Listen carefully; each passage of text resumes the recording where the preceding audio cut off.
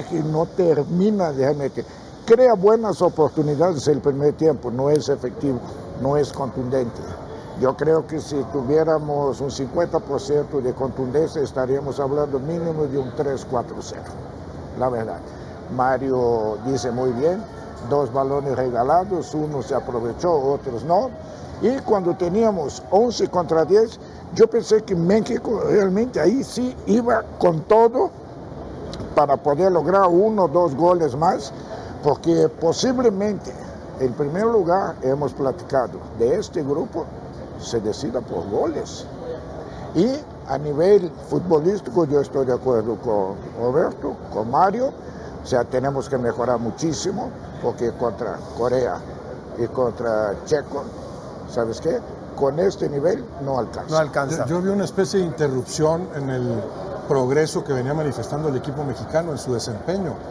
Este adversario hoy fue más cómodo que muchos de los que enfrentaron en encuentros de preparación y en los que se vio mejor el equipo mexicano. Entiendo que el escenario cambia, ya no vimos al Brian Gutiérrez tan desparpajado, tan eficiente, tan pulcro en el manejo de la pelota como veníamos viéndolo, tampoco a Fidalgo. Entiendo que el escenario cambia, pero el adversario tenían que percibirlo muy pronto, estaba mucho más cómodo como para desarrollar tranquilamente tu fútbol. No es que se viera presionado el adversario, se vio muy limitado, corriendo demasiados riesgos en la salida. Para cuando roba ese balón Lira, que capitaliza muy bien Quiñones, ya habían estado a punto de robar 2 balones similares los mexicanos. Entonces, un adversario muy cómodo. Más allá del triunfo, que claro que refresca el ambiente en el equipo mexicano, el haber interrumpido ese progreso que venía manifestándose, me imagino que ellos lo sienten que no jugaron como venían jugando, no prolongaron esa mejoría, y ante coreanos y checos estarían obligados a hacerlo. Tensión, ¿no? Yo creo que hay tensión que no terminan por encauzar correctamente en el primer tiempo. 3 estampas del partido, 3 circunstancias. Primero, el gol que el fútbol y la vida le dan a Raúl Jiménez después de 3 mundiales seco. Ahora moja, llora porque se acuerda de su papá, llora porque se acuerda de lo que le ha costado la titularidad siendo suplente de Oribe, del Chicharito, de Henry. El hecho de que no haya existido ninguna circunstancia extraña u ofensiva del público, me parece que hay que destacarlo. Teníamos esta preocupación, fueron años y años de vamos a dar una mala imagen. Y el tema de Brian Gutiérrez, a mí me llama mucho la atención porque sí es cierto que es un jugador que la línea de pase clarifica, creo que maneja muy bien tiempo y distancia, pero sentí que estaba, digamos, muy ansioso, ¿no? A veces impreciso, pero sí creo que fue una vía. En el primer tiempo hacía una mala y una buena, pero fue una vía que le permitía descargar al equipo mexicano cuando no había la pasada o cuando no había el retorno, el descenso de Jiménez. Y lo último, Quiñones se dejó satisfecho, ¿no? Quiñones cumplió, pero te voy a decir por qué. Aparte estoy de acuerdo con lo que acabas de mencionar. El rival te juega con una línea de 5, ¿sí? 5 defensas.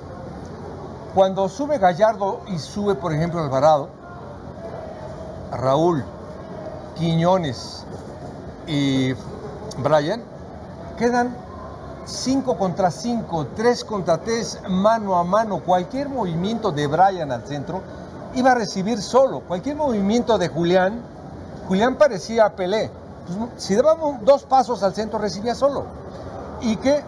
Porque la defensiva tácticamente fue tan mala de Sudáfrica que los dejaba recibir, les dejaba espacios, y el equipo mexicano sí estuvo ansioso por la incertidumbre, por el nerviosismo de la Copa del Mundo. Por supuesto se querían comer el balón. La jugada número 1 al minuto 8, donde Reyes centra y de primera intención Raúl da con la izquierda, fue un jugadón del equipo mexicano de lo mejor. Después México tiene que mejorar un montón, porque todas las ventajas que dio esta defensiva no se le va a dar ninguna selección. Ninguna selección en la Copa del Mundo.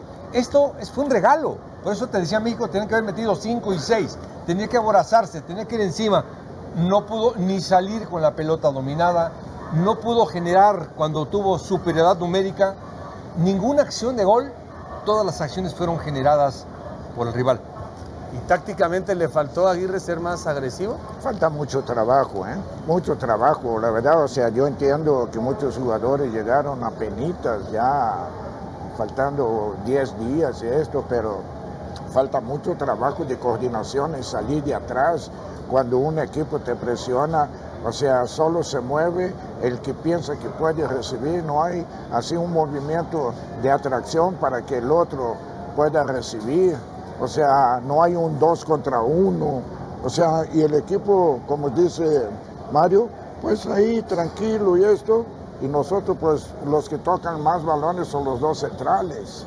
O sea, entonces los medios y los delanteros, pues, la verdad, o sea, siempre están, o sea, de veras, ¿cuándo va a jugar para adelante? Y como dice Mario y Roberto, con un equipo que daba todas las posibilidades de hacer. Pero yo noté que sí, falta mucho trabajo de coordinación para salir jugando de atrás. Estoy de acuerdo contigo, Roberto.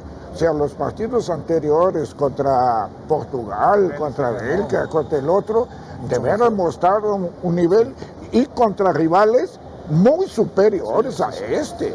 Sí, habían avanzado en el juego colectivo, se veía un sustancial avance en el juego colectivo, sobre todo por lo que se encontró en medio campo con elementos como Brian Gutiérrez, Gilberto Mora, Fidalgo, ya sabemos que Edson Álvarez o Eric Lira garantizan un buen rendimiento ahí, Luis Chávez, se había avanzado y hoy sí se interrumpe ese avance. Más que golearlos, que claro que les hubiera servido para decir ya estás en la siguiente fase con 3 puntos y una amplia diferencia de goles, pero más que golearlos por eso era golearlos para consolidar la confianza que adquieres cuando juegas bien, como venía jugando el equipo mexicano. Importantísimo lo de Raúl Jiménez y qué justicia tremenda, ¿no?, para un futbolista con tan brillante trayectoria que finalmente logre anotar en Copa del Mundo. Me gustó en ese sentido también que Aguirre metiera a Armando González, aquí está tu gran oportunidad. Los cambios me parecieron oportunos, ni Brian Gutiérrez ni Fidalgo estaban en su mejor nivel con el balón sobre todo, y ahí te van Luis Chávez y Mora. Edson por Eric Lira, que es más o menos seguir trabajando lo mismo. Yo no le achacaría hoy a Javier Aguirre nada, de que manejaste mal tus piezas, te tardaste en cambiar a alguien, no. Pero sí podríamos achacar eso de no hay un trabajo suficiente como para que el equipo estuviera confiado en que ese progreso futbolístico tenía realmente mayor sustento. Ahora sí se ve dentro de una semana la prueba ante los coreanos como que impredecible. O sea, ¿qué piensas? ¿La selección mexicana saldrá como favorita ante la de Corea en Guadalajara? ¿El panorama va a cambiar radicalmente? Además, Roberto, yo no sé si con Javier. Si cambiaría un gol, digo, es una exageración, pero si cambiaría un gol... Por claro. lo de Montes, porque sí. Corea es un equipo muy físico y muy bien preparado en el juego aéreo. Ahora siempre se dijo, ¿qué va a pasar cuando falte Vázquez, el perfil zurdo? Montes jugó toda la temporada en Rusia con el perfil zurdo. Ahora, ¿qué haces? ¿Meter a Reyes ahí? ¿Desempolvar a Edson? ¿Qué es lo que va a pasar? Porque ese es un gran tema para Corea, ¿eh? Yo no creo que Edson sea el momento de meterlo de central. Platicábamos tú y yo, Javier, o sea, México anota el gol y viene la hidratación y parece que lo perjudica totalmente. Sí. Traía una inercia bastante buena. Perjudica el juego en general. Sí, exacto. Y a los sudafricanos parece que fue la salvación. Tanto es que México, después de la hidratación, pasa casi 12 minutos sin ultrapasar media cancha con balón controlado. Es un crimen de Estado, perdónenme la expresión y la exageración, un crimen de Estado de Infantino para con el fútbol. Es el movimiento estructural sobre la esencia del juego más brutal, porque para moverle al fuera de juego en su momento, etcétera, para moverle hay que tener la delicadeza y la sensibilidad, pero esto, hacerlo solamente por la plata, es cargarse al fútbol. Es tristísimo lo que pasó, y efectivamente los equipos que deben de aprovechar la continuidad del juego, pues hacen un parón brutal, y los otros, como si empezara el juego otra vez, se recuperan, ¿no? Mientras uno tendría que tener la consistencia de la intensidad para atacar, el otro se recupera y ¿sabes qué? Pues nos ponemos de acuerdo, se ordenan mejor, se paran mejor. Es decir, esos tiempos son tremendos. Sabemos perfectamente que después que tú anotas un gol o recibes un gol, hay un lapso de 5 a 7 minutos de emoción para el que anota y de desconcierto para el que recibe. Entonces justo cae esta hidratación en el momento entre 2 minutos entra la hidratación. Y ahí viene, oye, ¿sabes qué? Cúbreme un poquito, vente para acá y esto. Y ahí ajusta. Y Sudáfrica mejoró en el funcionamiento. Se interrumpe el espectáculo futbolístico. Aparte, ¿no? Lo que dice Javier. Vemos 4 tiempos ya en lugar de ver 2 como sí. ¿Hay algún jugador que especialmente le sorprende por su rendimiento individual y alguno o algunos que les decepciona? ¿O más o menos todos en el nivel esperado? No, todos en el nivel, bueno, para mí todos en el nivel ¿No esperado. tardó el Piojo en carburar? Es el nivel del Piojo. El nivel del Piojo es para atrás, no para adelante. No, Gallardo tuvo que ir más veces, lo vi al principio. Muchísimo más. Sacó el centro, se la rebotaron. Pero ahí ya es de funcionamiento lo que dice el Tuca. ¿Por qué? Si tú no tienes una salida con pelota dominada limpia, que Johan lo sabe hacer, lo hace en Italia, lo sabe hacer Montes, Reyes puede hacerlo con una facilidad. Si no tienes esa salida clara, los de arriba van a venir por la pelota atrás. Mora es peligroso en el área. En el área encáralos y le va a provocar mucho daño. Mora no puede venir a recibir la pelota acá atrás. Fidalgo tiene que ir a pedir la pelota en una zona, viene a pedirla acá atrás y la va a quitar a los centrales. Todo eso es trabajo, todo es funcionamiento. Y en eso ojalá, y Javier tiene excelso tiempo para mejorarlo mucho. Este equipo es muy, muy mejorable, el equipo mexicano. Yo creo que más o menos dieron lo normal, la mayoría dio lo normal. Yo esperaba más con la pelota de Brian Gutiérrez, de Fidalgo y de Gallardo. Esperaba más con el balón, con lo que pueden hacer al frente. No vi en su nivel normal a Rangel tampoco, al portero. No lo juzgamos porque no tuvo chamba, pero las pocas que tuvo sí se vio nervioso. Y sí vi por encima de lo que venía mostrando, y ese sí manteniendo su nivel ascendente, a Quiñones. Sí. Quiñones por izquierda. Totalmente, para mí Quiñones. Sí. Quiñones demuestra que, a diferencia de lo que se piensa acá, la Liga Árabe no solamente son petrodólares y bajo nivel futbolístico, porque allá realmente es figura y viene a producirle en el momento más oscuro de Alexis Vega, porque Alexis Vega, me gusta que Aguirre diga, a ver, voy a tratar de descubrir los momentos, lo que te puede aportar alguno de los jugadores que ya habían sido un poco marginados, ¿no? A ver si de pronto se vuelven una opción. Pero sí, ¿cómo va a solucionar lo de Montes? ¿Cómo va a solucionar lo de Montes, Javier Aguirre? Porque además, ya nos dirá Eduardo Bricio, en un momento vamos con él. Bueno, de una vez, Eduardo, que nos diga. Yo pienso que los cambios se dio. Te voy a dar oportunidad como que para que empieces a tomar ritmo de juego, en vez de llegar, ¿sabes qué? Mis cambios van a ser para meter más goles. Por eso, entonces. Esto es lo que yo pensé en los cambios. Que si le faltó atrevimiento a Aguirre, me dice que no. No dijo nada. Sí, bueno, no. Yo estoy diciendo al contrario, que los cambios no fue para buscar ampliar el marcador. Bueno, pero Armando González por Raúl, que ya metió su gol, que hay que cuidarlo para los siguientes partidos, y debut mundialista de Armando González. Pero, por ejemplo, Alex Vega entra para dar ritmo de juego. Sí, pero los dos cambios, por ejemplo, en medio campo, yo sí los vi en el afán de revitalizar ese trabajo, acuerdo, sí. En un momento en que dices, tenemos que, va 1-0 y dominamos, pero no lo suficiente, ¿no? Sí, naturalmente. A ver, Eduardo Bricio, platícanos, porque además se dio la implementación de algunas reglas y ni en los medios de comunicación tienen la precisión, el conocimiento, la interpretación, el sentido común que tienes tú. La expulsión de Montes, la gente, no puede ser, por favor, que la gente juraba que iba a entrar el VAR, que le iban a echar para atrás. Cuéntanos, por favor, cómo viste el arbitraje en general y cómo viste esa jugada en particular, la expulsión de Montes.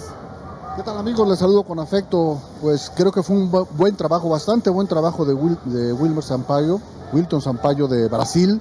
Vamos a empezar con la expulsión de Montes. Sí es perfectamente expulsado, o casi perfectamente, porque se tienen que reunir 4 características que empiezan con la letra P. Una de ellas es proximidad a la meta adversaria, y sí está fuerita del área. Otra, la posición de los adversarios. Le es muy favorable porque casi es el último hombre. La otra es la pelota controlada o con posibilidades de controlarla, y sí había. Y la otra es la dirección a la portería, y ahí es donde falla un poquito, porque sí se abre un poco, pero un poco nada más. Entonces sí hay suficientes elementos para expulsarlo, y hay que tomar en cuenta que tienes al otro equipo con 9 hombres. Entonces tú eres un balanceador de la justicia. Entonces, si ya votaste a 2 del equipo adversario y acá hay una muy alta probabilidad de que sea expulsado un adversario, también lo votas, ¿no? Entonces me parece que fue una muy buena decisión haberlo expulsado. Creo que lo hizo bastante bien. La que no me gustó fue la primera tarjeta amarilla en contra de México, porque amonestó a uno de Sudáfrica y en cuanto pudo amonestó a uno de México, también para balancear, pero esa ni siquiera falta era, ¿no? Pero lo hizo muy bien. Por ahí hay una confusión en los tiros de esquina, porque cuando el VAR va a poder intervenir es cuando marcas tiro de esquina y no es esquina, y es meta. Y aquí hubo 2 jugadas en que era meta, él marcó meta, y era esquina, pero ahí no puede intervenir el árbitro. El árbitro puede intervenir si es esquina, mal concedida, es meta. Pero acá él concedió meta mal concedida y ya no puede rectificar el VAR. ¿Por qué? No sé. A mí lo lógico se me haría que rectifiques las dos, ¿no? Pero solamente puede rectificar cuando se señala un tiro de esquina que no era tiro de esquina y que era meta, ¿no?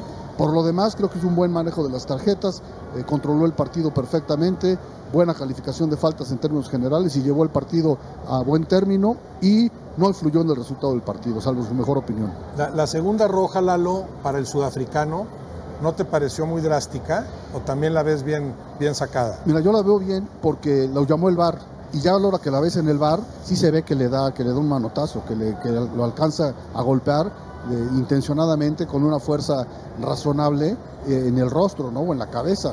Y entonces eso no lo puedes permitir. Esa fue una buena expulsión, VAR de por medio, ¿no? Me pareció adecuada, todas las 3 expulsiones me parecieron adecuadas y creo que salió con banderas desplegadas y podemos estar hablando más de fútbol que de arbitraje porque hizo muy buen trabajo en términos generales este árbitro brasileño, ¿no? Pudiera ser la Lobricio, que tanto la amonestación que tú mencionas y la expulsión de Montes como que compensó algo, ¿no? Pues ya te expulsé 2, ahorita tengo una oportunidad, ¿sabes qué? La saco roja. Sí. Y la amonestación también, ¿no? Ya, sí, no sé. La primera amonestación me pareció sí muy compensatoria.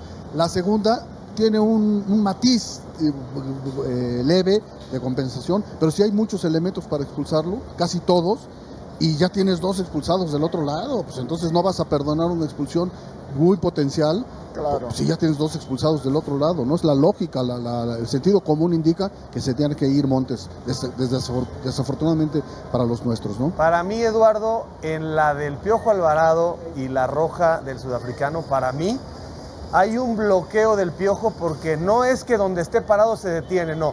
Él se mueve un poco, donde el jugador de Sudáfrica quiere atacar el espacio, lo bloquea y claro, después el sudafricano mal, sale la frustración y da el golpe. Hubiera sido para mí magistral que le hubiera sacado la amarilla al Piojo Alvarado probablemente, ¿no? O incluso marcar una obstrucción, darle la pelota a los sudafricanos, no sé si después ya el flujo de la jugada impedía que una vez desarrollado el posible beneficio no puede regresar, pero creo que jamás lo calculó. ¿No crees que el Piojo cometió una falta o por lo menos un golpe que ameritaba amarilla? Sí, tienes toda la razón en cuanto a que cometió una falta, una obstrucción con contacto que se debe haber sancionado con tiro libre directo a favor de los africanos, pero no...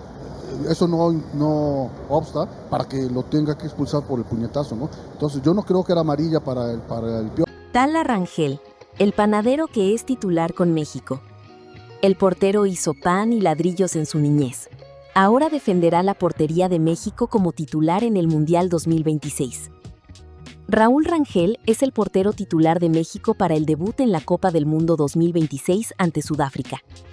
El portero que nació en Ciudad Guzmán, Jalisco, y cuya historia parece un cuento de aventuras, será el encargado de defender la portería mexicana en el Estadio Ciudad de México. Hace 26 años, érase una vez un niño que hacía ladrillos y pan para cumplir sus sueños, ayudar a la casa de la abuela y algún día jugar un mundial. Las manos de Raúl Rangel revolvieron cemento para hacer las piezas de una casa, sin tener una propia. La masa para hornear pan. Desde los 8 años, Tala asumió el rol de ayudar a su familia en Ciudad Guzmán, Jalisco, y hoy esas manos se perfilan a defender la portería de México en el Mundial 2026. Me dolía el corazón de verlo, porque llegaba lleno de lodo. Amasaban el lodo con los pies para hacer el ladrillo. Tenía que irse a las 6 de la mañana. Yo le decía, hijo, a mí no me gusta que vayas ahí, porque mira cómo vienes. Y su respuesta era, tú tranquila.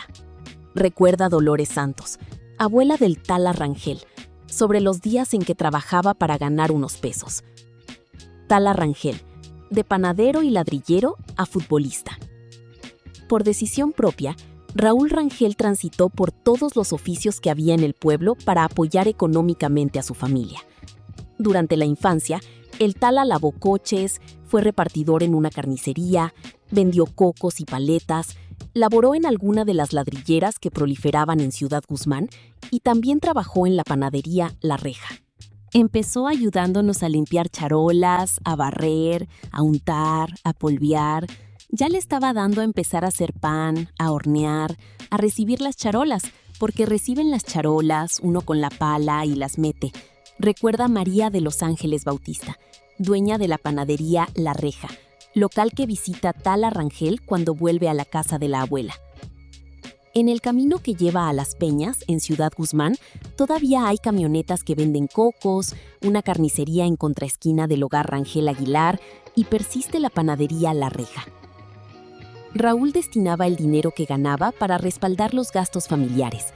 A casa de su abuela llegó tras la separación de sus padres, cuando tenía apenas 3 años, y salía todas las mañanas para trabajar o ir a la escuela, destacando por su responsabilidad y buenas calificaciones. Fue un niño que nunca se estuvo sentadito a ver qué le daban o a recibir. Siempre luchó, porque él veía que era la manera de ir saliendo adelante, echándole ganas a lo que se podía. Cuenta la abuela de Raúl, Tala Rangel. ¿Qué carencias vivió Tala Rangel? Raúl Rangel fue un niño que creció con menos de lo necesario, pero encontró su escape en el fútbol. El Tala rompió vidrios, macetas y focos en la casa de su abuela con el balón, hasta que, a los 6 años, por su altura y técnica individual, llamó la atención del profesor Manuel Ramírez, quien en ese momento estaba a cargo del Pachuca Ciudad Guzmán. Fue su primer equipo y entró becado. Tenemos una política que niños de bajos recursos se les daba la beca, se les daba el uniforme, no había aportaciones para los arbitrajes. Aparte, era destacado. Por esas razones, él siempre fue becado. Recuerda el profesor Manuel Ramírez, quien le compraba zapatos o uniformes. Es un sábado de primavera en Ciudad Guzmán. Se nota porque en la unidad deportiva Las Peñas y el estadio Salvador Aguilar entran y salen niños con uniformes rojiblancos, amarillos, azules. Van acompañados de sus padres, hermanos, amigos. La escena difícilmente se pudo replicar con Raúl Rangel, porque sus 2 mamás tenían que trabajar. A pesar de las carencias y de trabajar desde temprana edad, Raúl Rangel siempre se comprometió con los equipos que le abrieron las puertas. En América de Ciudad Guzmán, Francisco Santana era el encargado del equipo y tenía que hablar con los patrones de Tala en la ladrillera y carnicería para liberarlo a los partidos. Tuve que ir a decirle al patrón que era carnicero: «Oiga, señor, permítame que Raúl acuda a jugar, porque sí lo necesito», recuerda el profesor Francisco Santana. Tala Rangel tardó en encontrar su lugar, la portería. Raúl Rangel jugó prácticamente en todas las posiciones durante su paso por la Liga Infantil de Ciudad Guzmán, donde vistió las playeras de Pachuca y América, hasta que finalmente llegó a la portería. Yo lo ponía de defensa central cuando estaba muy difícil el equipo contrario, y de centro delantero, que metiera goles, dijo Manuel Ramírez. El entrenador cargaba con el acta de nacimiento del Tala porque los rivales constantemente cuestionaban la edad del portero y porque era más alto que el resto de los niños que jugaban en su categoría. En las posiciones de campo, Raúl destacaba también por el manejo de balón con los pies y la pegada que tenía, cualidades que explotó en la portería bajo la inspección de César Hernández, entrenador de Pachuca Ciudad Guzmán, y quien también fue portero. Traía la inquietud de jugar de defensa, de delantero, donde lo quisieran poner. Él decía: «Yo quiero jugar».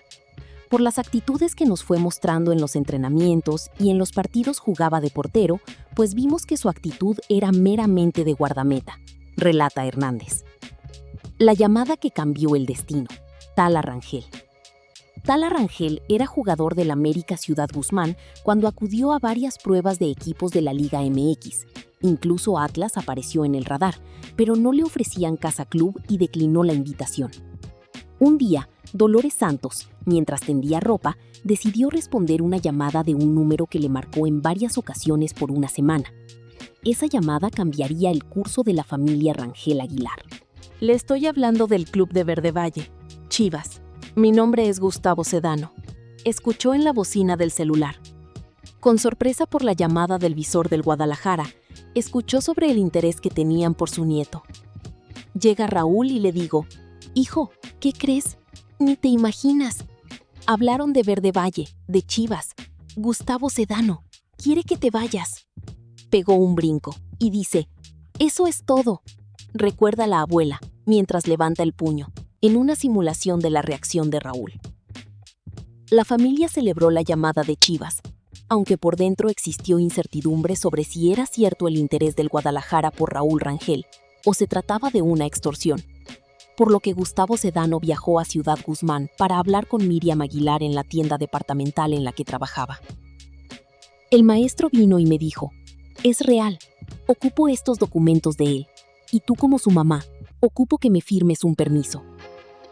En ese momento, la vida de Raúl Tala Rangel y de su familia cambió. El portero viajaba todos los viernes, después de la escuela, a Verde Valle, y los domingos regresaba a Ciudad Guzmán, siempre con la inspección de Chivas y las mamás del cancerbero, hasta que finalmente se quedó en Guadalajara. Fue difícil, porque acostumbrábamos juntarnos los domingos en la casa de mamá y estar todos juntos, convivir. De repente que se vaya, ya no verlo, mandarle mensaje, ¿cómo estás? Échale ganas, aquí estamos. Acuérdate que no se vale rendirse. Rendirse es lo último. Recuerda a la orgullosa madre, sobre las tardes donde jugaban lotería o iban al pequeño muelle de la laguna de Zapotlán. Tala Rangel, un parecido a Juan José Arreola.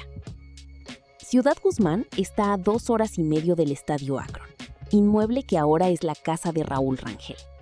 La historia del Tala recuerda a la de Juan José Arreola, también nacido en Zapotlán el Grande, quien antes de ser una de las figuras literarias en México en el siglo XX, igual tuvo diferentes trabajos, como vendedor de tepache y zapatos, criador de gallinas, recitador de cuentos, entre otros. Es el reflejo de cómo se vive en la tierra del portero de Chivas. Raúl vio recompensa a todo su esfuerzo el 1 de octubre del 2023, cuando debutó en la Primera División. Desde entonces, la cantidad de porteros ha aumentado en la Liga Infantil de Ciudad Guzmán. Incluso Pachuca abrió una escuela exclusiva para cancerberos que sueñan con ser como el Tala. Hubo un tiempo en que los niños venían y, profe, es que yo quiero ser portero. Entonces nos íbamos a llenar de porteros. El legado es que los niños se ilusionan por ser como Raúl. Vienen, se acercan a nosotros a entrenar y ellos esperan ser jugadores profesionales, dijo Héctor Martínez, actual dirigente de Pachuca Ciudad Guzmán, y uno de los mentores del hombre que en 2026 tendrá que mantener el 0 en la portería mexicana.